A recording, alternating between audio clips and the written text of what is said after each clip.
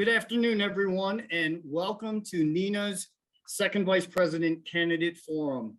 My name is Bernard Brown. I will be your moderator for the day, and we are pleased to announce we have two candidates that are running this year for second VP. But before we get started, a couple housekeeping rules. First of all, this webinar will be recorded. It's going to be archived and be available at neenah.org/2022 elections.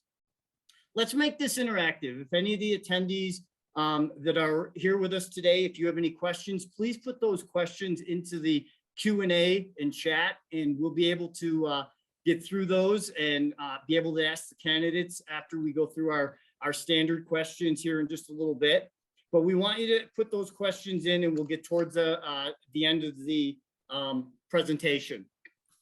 Some dates to remember is March 15th, very important. That's when all online voting opens. Please watch for an email that you'll be getting from Neenah.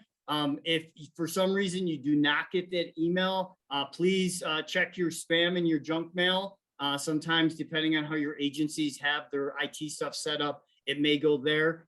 And if you still do not have it, please reach out to Neenah, and they will be able to get you taken care of so that you get the link to be able to submit your ballot for second VP. The second date that's important is going to be April 14th. All online voting will close on that day. Don't hold me to this, but I believe it will close at the end of business. If that is not correct, I will correct it at the end, but I do believe it will be the end of business based on Neenah's hours on April 14th. And then very important date is going to be June 15th. That's when your new Neenah board will be sworn in Louisville, Kentucky. So the way the format's going to work is we're going to do some candidate introductions. I will then be asking questions, and then we're going to be getting to the audience questions with time permitting. As far as our candidates for the second vice president of Neenah for the 22-23 board, we have Leanne Migalski, EMP, and we have Melanie Neal. As far as for Leanne's currently the director at the Monterey County, California Emergency Communications Department. She has served on the Neenah board for 6 years, and she's on the California 911 Advisory Board and 911 professional for 26 years. Our second candidate is Melanie Neal, EMP. She is currently the executive director for Guilford Metro, North Carolina. That's Greensboro, North Carolina, 911. She's a former North Carolina APCO president. She serves on the state of North Carolina 911 board, and she's involved in public safety for more than 30 years. She started when she was 10. So let's get to the questions. This is what everybody wants to hear in regards to the platforms that your two candidates are going to be running on for your next second vice president. So the first question, and just so the audience knows, we're going to rotate back and forth as far as the questions and the candidates answering them. So the first question I'm going to ask Leanne. Leanne, what motivated you to run for second vice president of Neenah? What motivated me to run was, as I've gone through my career, I've really had this passion to speak up and advocate for my profession and for the line dispatchers. And through my time with Neenah, I saw that there was definitely something that could be done in California. And so as I was ending my term for California, I was setting my sights up, how could I be able to assist nationally. And so one of the decisions that I made was this, decision to run for the national board to be able to advocate and facilitate for our great profession. Thank you. Melanie, it's going to be the same question. What motivated you to run for second VP of Neenah? I was motivated to run for Neenah because of the change that I've seen in the 911 industry over the last 23 years, especially with the next generation 911 changes that are going to be coming up across the country. I know the importance of what we do and why we do it and the difference it makes in our communities. in the lives of people that live in that community. And I wanted to be a part of helping others making a difference and continue to overcome any challenges that face 911 as we move into the next generation technology. Thank you. Melanie, next question. How would you improve NENA's value to its members? So the most important thing is for everyone to be aware of the offerings that NENA has. So the National TERT Initiative, which actually started here in North Carolina back in 2001, that's where it was homegrown here in North Carolina, as well as the CMCP, the ENP certifications, the standards and best practices. NENA is heavily involved in all of those things, and all members need to be aware of what's offered to them and bring awareness to the fact that there's so many offerings online now, and so many people may not be aware of it, that now you can register online, and if it doesn't work out for you to see it, you'll get a recording and you'll be able to view it anyway. Just educate the members of what we have to offer everyone. Thank you. Leanne, same question. How would you improve NENA's value to its members? I look at it as the value to the members is we're 19,000 members strong right now. You know, and right now telecommunicators are the voice. The 911 voice is the telecommunicator. So I would want to increase the value of NENA membership to telecommunicators. Right now, they are not full voting members. So with certain things, their voice doesn't have that ability to have a quote unquote vote. We are a standards-based organization. NENA creates those standards. And while all of us are allowed to have feedback, I think that we need to do a better job of really getting people to provide that input to those standards. Because regardless of whether you're a telecommunicator or not, with that one, we can provide that input. And I think that those 19,000 voices should be giving some of that input in those standards, rather than 3 years later going, well, who wrote this and why? That they could really be coming back and knowing that, hey, I can say a few sentences and the working group is really going to be looking at that, and that's going to make an impact on me. So I would like to see that those kinds of things, of all the great work that's NENA's doing, and you know, Melanie was saying it with the education piece, is really making sure that the members know that of the resources that are out there for them and can make an impact not only on them personally, but on the profession. Thank you. Leanne, next question. What are the important issues affecting the membership? And as the second VP, what would you like NENA to do to address them? So, you know, there's two things that are really, to me, impacting the membership: technology and staffing. And you know, I think we, you know, standards-based organization, we can really get in the weeds about technology and figure out what should be, but technology isn't being consistently rolled out, and it's either due to financing, state legislation, and what have you. So, I mean, it's really making sure that we're educating people on what the technology is and what is absolutely available. And then also operationalizing it. And that's where I'm going to roll into staffing. Why are we all understaffed? Why do we have such a recruitment and retention problem? I would love to see more data behind our recruitment and retention issues, so that we can take all the science of all this technology and figure out how we can get fully staffed dispatch centers. So, I mean, those are really the things that I see as things that I'd like to advocate for. Okay. Melanie, same question. What are the important issues affecting the membership? And as the second VP, what would you like NENA to do to address them? So I feel like the two most important issues are staffing and the reclassification efforts. Because while the technology is coming, you have to have people in the seats in order to educate them, to teach them what's coming. And the staffing is at a critical level. We see it every week. And, you know, with the Public Safety Smart Briefs, there's always an article about somebody at a critical staffing level. And we all feel those impacts.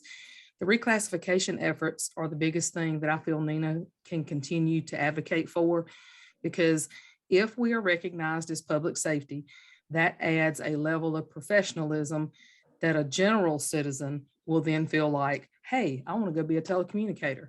But right now, you don't hear anybody saying, when I grow up, I want to be a telecommunicator, because they don't know what we do. And so I think if we could be transferred to the public safety and reclassified to protected service personnel, it would put a level of professionalism in it that we already know is there, but the general public does not. And so I think with that reclassification, if it would go through, we would see better staffing. We would see more people applying to be that professional telecommunicator, and they go hand in hand. Thank you. Melanie, next question. How would you inspire or encourage the growth of the association? I think the best way to do that is to be approachable and be willing to share the knowledge and the things that you've learned throughout the course of your career when you've been doing it for a long time. I think there's a lot to be shared, especially with new members or with leaders that are just coming into the leadership role. I think there's a lot of times that people are afraid to ask questions when they're faced with challenges, especially when it comes to incorporating something in a 911 center. And sometimes people feel a smaller center, well, I shouldn't really try to advocate for that. No matter how small or large the center is, everybody needs the technological advances that they deserve. And that's why the push for funding the next generation 911 transition countrywide needs to happen, because no matter how small or large, everybody deserves the same level of service. And we shouldn't have the haves and the have-nots. So, I mean, I think the best thing to do is be approachable when somebody asks you about it, share what you know, and advocate for everyone. Leanne, same question. How would you inspire and encourage the growth of the association? Inspiring and excuse me, you caught me. I finally got nervous, everybody, and I'll just admit it. Inspire and encourage the growth of the organization. 19,000 members. You know, technically on the website, it still says 15,000 members. We are growing by leaps and bounds. Getting agencies to support group membership is certainly one of the ways to encourage growth.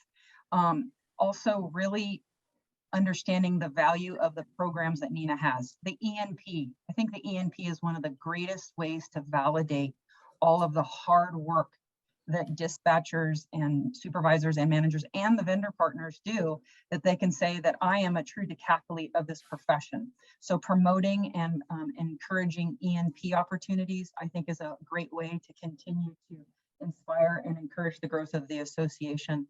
Also, continued outreach on social media. You know, we are changing cultures, and everything is through social media. So one of the things I've seen in the NENA board is really those short snippets of the videos and through the education advisory and whatnot, bringing all of those things out to our newer dispatch professionals and really saying, hey, you have a part in this. I do think that the opportunities at the conferences, the under 40 mixer, although I'm getting a little offended these days that I'm in my mid 40s now and I'm not allowed to go to the under 40 mixer. I'm like, what does that say? But anyway, it's getting sidetracked. But really, it's creating opportunities, because I'll tell you, the first time that a NENA president talked to me, I'm like, oh my gosh, a NENA president talked to me. And that was Christy Williams. And I told her this story many years later at a 911 Goes to Washington that I went to. And now Jennifer White is walking around and at the best practices forum, and now here at the NENA where I'm at right now, people are like, the president talked to me. And it's like, hey, everybody's on a board. We're here to serve you. And so getting people a lot more comfortable with the executive board are people that want to be for you. And so letting people realize that we are just like them, and someday they will be us, and we want to help them up to this level, is how I think that we can inspire and promote growth. Thank you.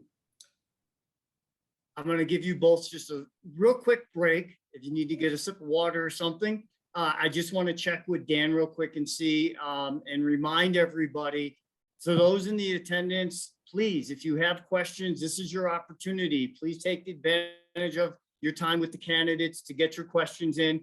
and we'll be asking those very shortly. Okay, Dan, how are we doing? We got any questions yet that you're seeing?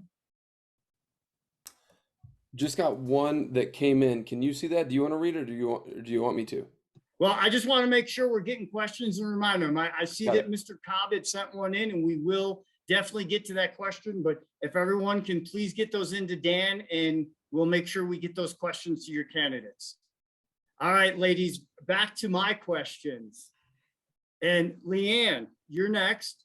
And I'd like to know, what do you see as the #1 issue facing public safety right now?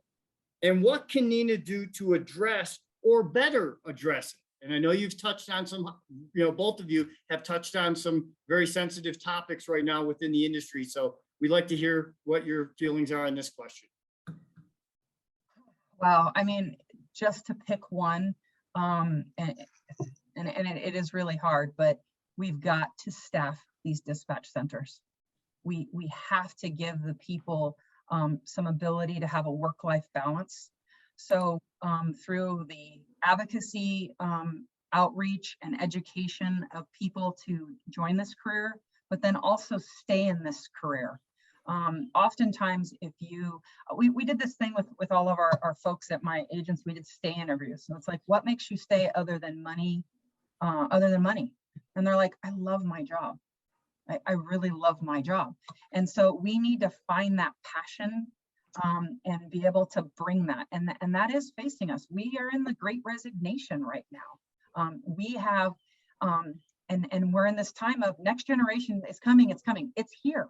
It's here and it's rolling out in different ways. So it's that issue that's facing us right now is that staffing issue. It's rolled into technology. It's rolled into the appropriate reclassification of our profession as protected service. And then I'm going to tie one more thing in it, and it's mental health. I mean, the fact that we have a new 3-digit number coming out for the suicide crisis, how is that going to interact with 911?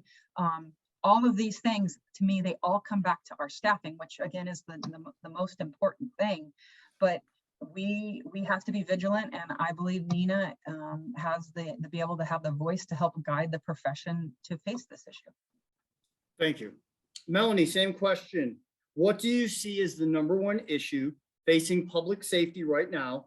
And what can NENA do to address or better address it?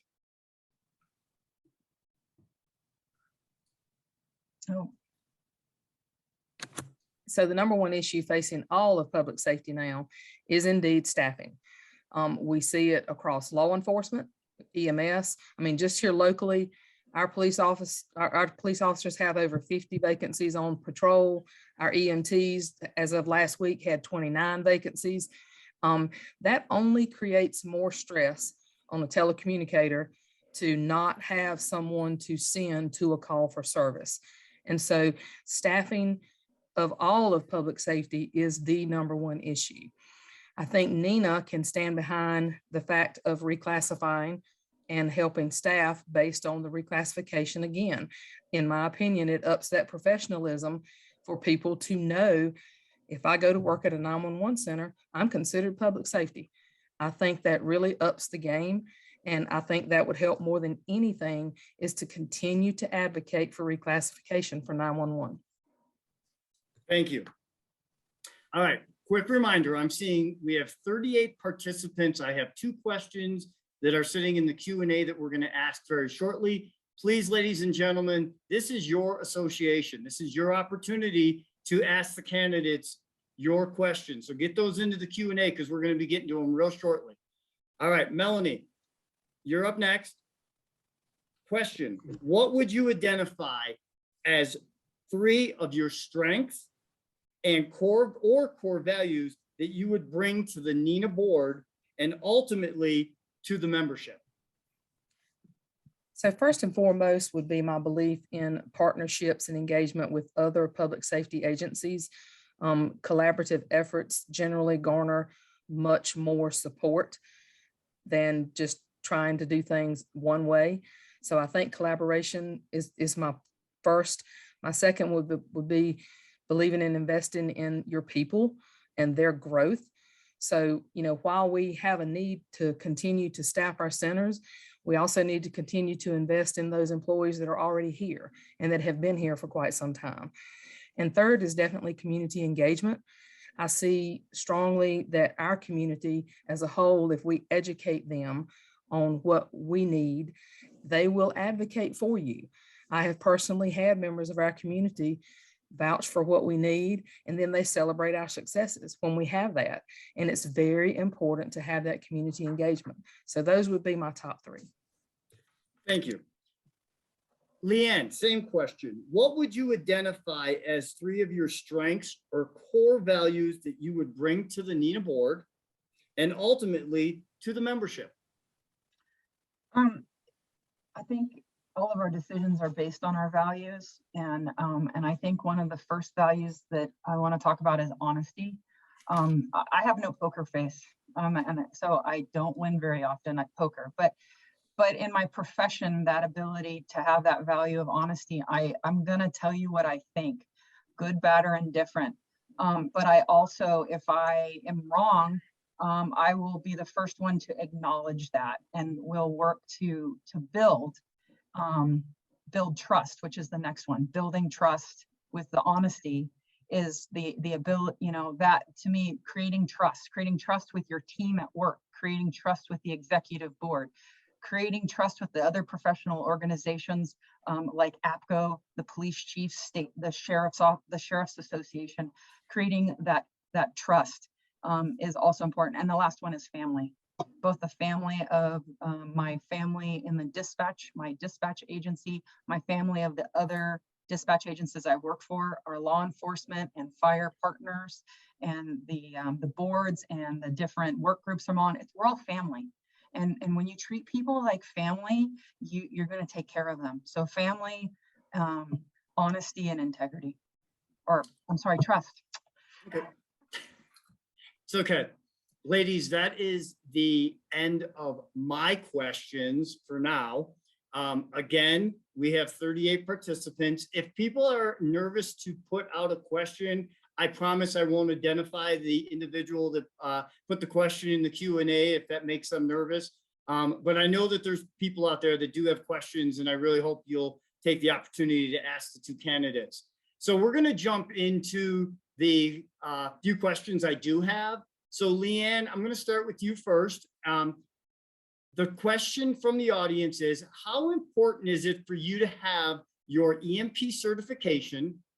And can you give an example of how it has helped you in your career? Absolutely. How important is it to have the EMP? Well, to run for the executive board, you must have your EMP. So if you ever have to aspire to be on the NENA board, you do have to have that. So it's a requirement for entry. I've been an EMP since 2010. I have recertified. I just recertified early, my 4th time. And I can tell you, when I first did it, I was overwhelmed, but it made me push to learn technology more. At the time, I was an assistant manager in San Jose, and it made me really, really learn a lot more about, at the time, just the 911 telephone side. Well, I had a strong side of the operations, and I knew most of the legislative part. It was the technology, and so we did a lot of study groups. Fast forward that, the first time around, I didn't recert with points enough, so I actually had to take the test again. That was fun. Don't recommend that way. But guess what I learned, and this is how it's helped me in my career. That first time at EMP, along with that, I got promoted and became a manager at the Marin County Sheriff's Office because I had that EMP, and it showed that I had that decathlete knowledge across many things. So it helped me gain that edge to be able to move to my next agency. And then when I was there and I was restudying for the test because I was a new manager, so I wasn't going to classes and doing everything, I had been talking to a lot of vendors about different things, and I had been talking a lot about the ESI net. And I was learning about that. And those were a lot of the questions, those early next generation 911 questions on the EMP really helped me go ahead and build. And then I took that too, as you know, I'm on the long range planning committee for California as well as the state advisory board.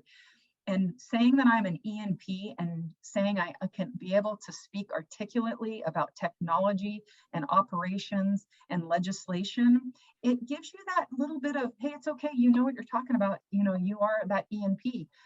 So I really do feel like it's really helped my career, and I really do encourage other people to do it. And I'm so happy that we're all so much better at the Zoom now, so there can be these Zoom study groups to be able to support people with the ENP. And this is not a paid endorsement of the ENP. So Thank you.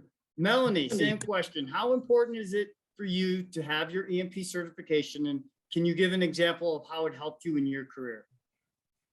Yes, I agree that having the EMP certification, it certainly helps you learn a great deal about telephony that you would not normally know or feel like you need to know sometimes, but it does give you the edge in people knowing that you've cared enough to go learn more. No matter how long you've been in the industry, there's always something to learn. Just recently having graduated from CPE, going through and getting that. I got my ENP, CPE, RPL. I mean, it shows people that you care enough that you want to continue to learn. And so as you grow in a leadership role, you need to learn more about what you're leading, the people, the divisions you lead, whether it's an IT based, whether it's a radio shop based, whether it's a phone based. You need to know the people you're leading. You don't have to have all the answers, but you need to know what they're talking about when they tell you something. And having that ENP lets people know you've gone that extra step, you cared enough to learn what you're talking about. And it greatly benefits you when you can show people that you've cared enough to learn what they're doing. Thank you. Going through these questions, I just saw one that really jumps out that I want to ask from one of the participants. The NENA board takes a great deal of time.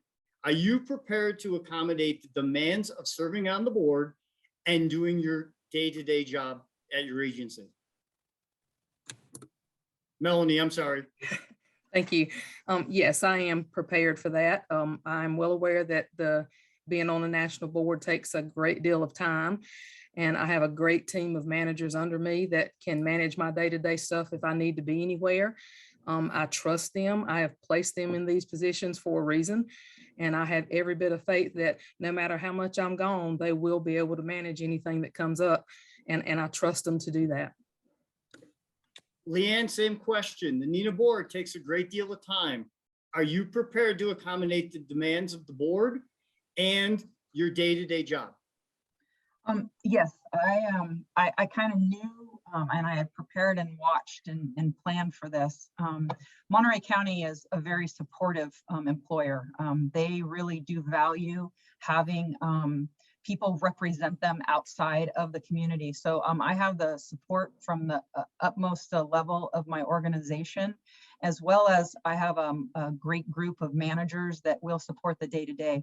I mean, the other part, an example is, unfortunately, we had a critical incident at my department, and I'm here at the NENA conference. I'm on the executive board, and I needed to be able to split my time.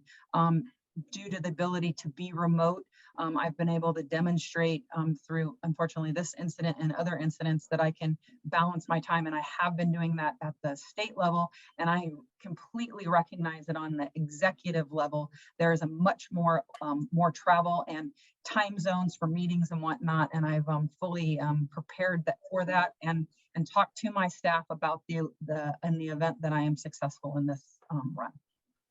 Thank you. Leanne, next question. There are numerous issues facing the 911 industry. One large issue many centers do not address is mental health. In your role, how would you address the needs of mental health for our industry? It's interesting. Recently, just as the director, we've been looking for some more mental health resources for our dispatchers. So it's a very timely question to bring it up to the executive level of NENA. And I believe that we need to, we're working through the working groups to get a standard for how to help with mental health. But I also think that mental health resources for dispatchers is a new market. They're starting to have some new products and whatnot. And I know someone's like, I don't want to hear about a product, I want to hear about mental health, but we can't just go, and the EAP is available. We need to be able to have things to check in on people, be like, hey, I see you, how can I help you? So, I mean, it's really encouraging people to say it's okay not to be okay. It's okay to be able to ask for help. I'm here again at the NENA conference, and we just had a very powerful presentation on Route 91. And one of the dispatchers that was at the shooting really talked about her mental health and how it applied.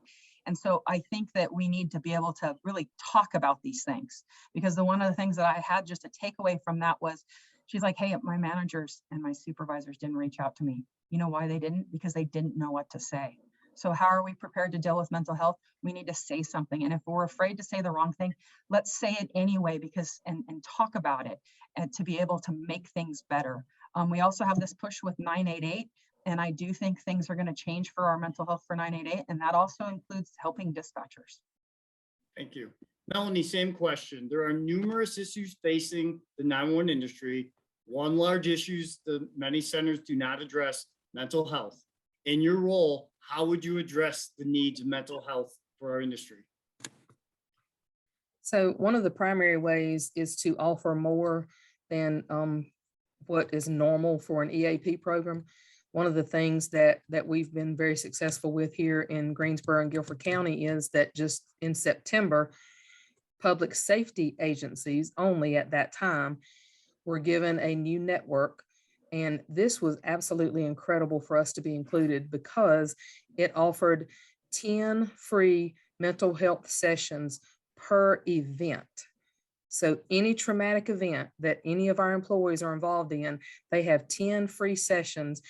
And the network that they provided for us was over 1,000 providers. And you get to pick your own provider. They are specific to public safety. I mean, it's amazing. And I would love to see nationwide that kind of offering, because every agency has active shooters. Every agency has the hurricanes. Every agency always has something going on. And if you have 10 free visits per event, it's fantastic. It is such a great program they have for us now here. And so it was so successful just in the first 4 months here. They rolled it out for all of our employees in January. And so it says a lot about what used to be, in my opinion, a stigma of mental illness. We now need to change that, and it needs to be mental wellness all the time. Thank you. Do you guys need to take a sip of water? Don't be shy. All right, Melanie, you get the next question. How will you support state chapters if elected as the second VP of NENA? I think advocating for telecommunicators on the national level feeds down to the state levels. But I know here in North Carolina, we've actually approached our General Assembly in Raleigh about the reclassification efforts, in that they included a bill that already got approved that was including us in PTSD. It included 911 communicators, which was very important to our people to understand that they realize the trauma that we hear. While we may not be seeing it, we hear it. And I think on a state level, that make those visits, talk to those people in the small centers. A lot of the country has 2 and 3 seat centers, and those employees are just as important as the ones in the 26 seat center. And we need to reach down on the state level and be there for all of them, not just the larger centers. Thank you. Leanne, same question. If elected to second VP, how will you support the state chapters? Being on a state chapter for the last 6 years, I see some ways that we could help with state chapter leadership, other than just the leadership meeting after the national conference. Some chapters are very small; they're very flat, and I'm thinking of Monty McLean, because I sat on the Western region, and he needs some support. They don't have the finances and the support that we may do in California. So I think how we can help is helping support chapters and getting the word out to their members and talking about their state specific needs is very important. So either educating the chapter leaders on their options to either use the NENA platform to be able to send mail and email, as well as other ways to reach out to their membership. Having ways to share information about how to run successfully their chapter meetings and their chapter conferences to be able to get more information, because all of those people, that's what gets them excited about going to national. And you know, your tribe of your state or your region is really important. And I think we could find some efficiencies or share some of the tools that maybe national uses down. I think that NENA staff has been an excellent resource. In my experience, if any time a chapter reaches out to ask for help, they absolutely do help, but maybe we could create some more succinct packets or information that chapter leaders could download of, like, so you're a chapter leader, now what? And to be able to push it down that way. Thank you. Leanne, next question. With your history in the industry, what has been your most difficult thing to overcome, and how did you do it and found success? Wow. That was, you threw that one out of nowhere. That was a good question, whoever. I would reveal who said it, but Okay. I know him personally. So I can tell you, and unfortunately, it's happened a few times. It's the loss of someone in the line of duty, or it's the loss of a dispatcher due to an illness or cancer. You make a plan. Well, sometimes you can make plans, sometimes you don't. There is no SOP that says this is what you do when someone dies. And there's no right answer. And people are like, well, you should have done this and you should have done that. And then you're like, okay, I'll learn from next time. There better not be a next time. And so how do you get through that? I can tell you the first one that I had to deal with, there were some very specific things that happened that, you know, I wish we could take back and we could do, but you can't take them back. You can't take back that person's gone. And so how do you get through it? You have to learn to reach out to others and create your own support network. And you also have to pick yourself up. And you also have to make sure that everybody else is being gentle with themselves through that time. And being able to talk about it and be able to share and be able to admit when things don't go right, that you kind of try to make them better in the future. So I mean, I think that's one of the hardest things. Nothing will ever take away that moment when you're woken up at 3 o'clock in the morning and your supervisor who's rock solid and never cries is crying, and you're trying to figure out what's happened to find out that someone has been killed in the line of duty. Thank you. Melanie, same question. With your history in the industry, what has been the most difficult thing to overcome, and how did you do it and found success? So the most difficult thing for me personally was going through a consolidation of 2 primary PSAPs, and neither one of the PSAPs wanted the consolidation, only the powers that be wanted it. So when we consolidated on paper in 2005, I was an assistant supervisor in the 911 center for the county, and we had routine meetings with city leadership and county leadership, and we all moved under one roof in March of 2007. And when we all moved under one roof, there was an underlying feeling from everybody that we didn't want this to work. We were just really hoping that we could just go back to the way things were and be 2 separate centers. But we weren't here long, and we realized that, or some of us realized that it was an efficiency that we found by being consolidated. There were no more transfers of somebody needing an ambulance to another agency and then back to needing fire. Those type of efficiencies made it worthwhile. And we started having to be, as supervisors, those positive people to say, we're going to do the right thing. And the right thing is not to have to transfer somebody that needs an ambulance to another center when we can do that ourselves. And efficiencies can be found in that consolidation. It took us a good 2 years for everybody to come to terms with, this is going to work.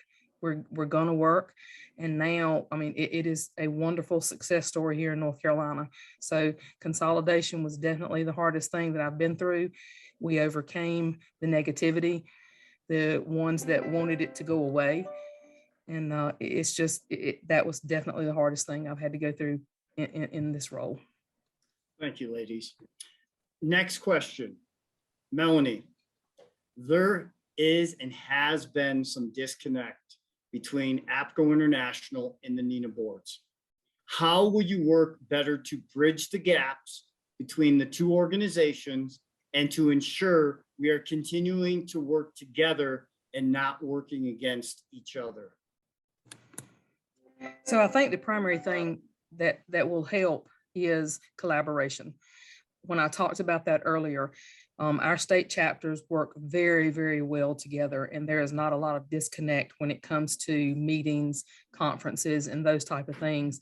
The biggest thing is we are all in this business for the PSAPs. We should be championing the cause for PSAPs. APCO and NENA both are strong advocates for PSAPs.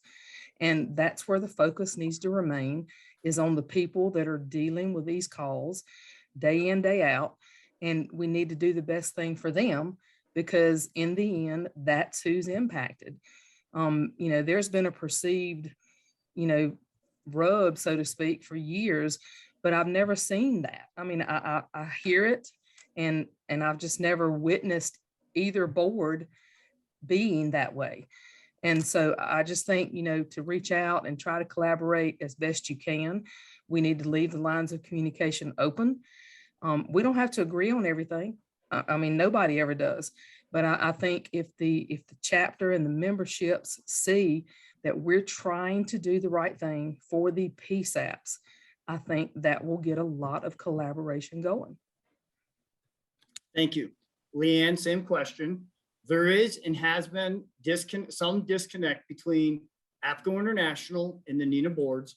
How will you work better to bridge the gaps between the two organizations to ensure that we are continuing to work together and not working against each other? It's always unfortunate that there's this, APCO versus NENA kind of quiet, issue at the national level. I do think, as Melanie mentioned, there's a lot of chapters that are APCO NENA chapters. And I think a lot of that divide really started when there was APCO the state chapters, they can no longer be merged as APCO NENA. And I think that's when the states started going, y'all don't get along? Wait, we like what we're doing. And, that has been worked out. And so we have to work to repair that. I was pleased that last year that the APCO board was at the NENA conference. And then when I was at the APCO conference, there was quite a few of the NENA board members, including, the CEO, Brian Fonts, at the APCO conference. And so I think that continuing to work together, have the meetings, be collaborative, and, sometimes there's going to be agree to disagree, but a lot of things those things came down to the ANSI standards and these and that. Let's let that play out where it needs to, but let's figure out also how to work together, especially on legislative issues such as the Next Generation 911, so that we can get the goal across the finish line, which is actually securing the funding for Next Generation across the United States. So we've got to continue to do that by agreeing and collaborating. Thank you. Leanne, next question. The audience is coming up with some good questions here. Next question is, most PSAPs in the US have 2 or fewer positions. As second VP, how will you improve the quality of rural PSAPs with typically 2 or fewer positions? The way that we can do that is through our legislative efforts. As I just mentioned in the last question, the rollout of Next Generation 911 is important, but it's also important that it's rolled out in a way that rural communities get as much attention as urban communities. And so right now in Nevada, there's still not enhanced 911 in parts of Nevada. And some younger, newer telecommunicators will be like, what do you mean? That's not enhanced, that's the old way. But the fact that they don't even have enhanced 911 in parts of Nevada in those rural areas, and that's just one that comes to mind. But then other places have fully compliant Next Generation 911 delivery, that's a problem. So what we can do as NENA is continue to advocate legislatively to make sure that there's the financing and to be able to roll out that technology. And then it's also important to, again, staffing, make sure that those centers can be appropriately staffed. Thank you. Melanie, same question. Most PSAPs in the US have 2 or fewer positions. As second VP, how will you improve the quality of rural PSAPs with typically 2 or fewer positions? Agreeing with Leanne on the legislative piece of that. I think that, as I stated earlier, no matter how small or large the PSAP is, every citizen deserves the same level of service. And by making standards, legislatively making standards, we can do that. And each PSAP can be included. The funding is the biggest piece of it. If we get the proper funding, then end to end, we'll have the interconnectivity that every PSAP will need, no matter how many positions they have. And so the biggest piece of it is funding it, but legislatively, they can make it happen on a state level. And that way you'll see it funnel down to the interconnectivity piece of it as the funding comes into place. Thank you. This sort of builds off a question we had earlier, but one of the attendees would like to know, how do you see 911 and 988 working together? Melanie, I'm sorry. That's okay. So I have been on the coalition meetings for the state of North Carolina as a 911 board member here with the 988 people for the local folks. I think it will be a really good collaborative effort when some things are defined for, like in our instance, because we're an EMD center, we can't transfer someone that needs an ambulance for reasons of attempted suicide. We can't transfer them to a lower level of care, which the 988 center would be considered. And so we got to find a way to work through that. And I think educate the public when it rolls out that 988, if you're suicidal, is the number to call. But for somebody that may have already attempted it and actually needs medical attention, we need to make sure that the 988 people are educated to notify us, and when we are educated to notify them. Thank you. Leanne, same question. How do you see 911 and 988 working together? Well, this is a good question because I'm part of the 988 working group that's working on the standard right now, and we're expected to get this standard up and running in less time, a third of the time that normally takes a normal standard to be written. You know, 988 is a 3-digit number that the FCC said make it happen, much similar to how 911 started 50 plus years ago. But 988 is supposed to be rolling out in July. So it's now, it's here. How do we do this? 988 was started because it's supposed to be the suicide, easier number to remember than the suicide hotline. And it was meant to talk things through. Where we're at in society, though, 988 has become this is going to be for all mental health and crisis. What does that mean for 911? We've even seen things, 988 is going to be 911 diversion. And that can set up so many different things because at the end of the day, all of our 911 entities are local control. And so that's a very important part. So how do I see 911 and 988 working together? I see it in phases. First and foremost, right now, we need to educate the public that 988 is there for them. And if they need to talk about something, we want to save those lives. I want them to call 988 to get that help that they need. And they need to know 911 is always going to be there for them. 988 is also getting tied up into this whole thing of we don't want a cop there. We don't want a gun there. I want my mental health crisis to be handled by somebody else. That wasn't the intent of how 988 started, but we all know how things get morphed. So we need to have those discussions for the future of this through that standard of. So we're going to have some case studies of here's how it is now and here's how it is then. The piece that is really important that if anything is that's, I know this is meet the candidates, but for 988 right now, they do not get the same information that 911 gets. So there needs to be more discussions on if someone is in an imminent crisis and has hurt themselves and they need a 911 response, how are we supposed to get that information? And with 988 not having some of those access to that same technology, there's a whole technology piece that needs to be discussed. while we're rolling out the next generation 911 transition. So how do I see 988 and 911 working together? I see it working in phases, and eventually it's going to be something else. Thank you. Ladies, first, I would like to thank you for your participation today in this forum. I would like to just take a moment and give each of you about 2 minutes. We're running down on time here, but if you could just take like a minute and a half, 2 minutes, I'll give each one of you an opportunity to give a message to the membership on your platform. And let's start with Melanie. Thank you. So voting opens March 15th, and I am a proven leader. I get results. I am a North Carolina State 911 board member. I have continued to push for reclassification, especially since 2018, but have been attending NENA Goes to Washington for the past 7 years. Those are where the important connections can be made on a federal level. I think we need to continue to push for staffing, for recruitment and retention. Again, moving the reclassification up to protected service where we are considered public safety is imperative for us to be able to recruit good candidates. And I think staffing wise would be much better if we can increase salaries across the board for those people because of all the certifications we have to get. That's important too.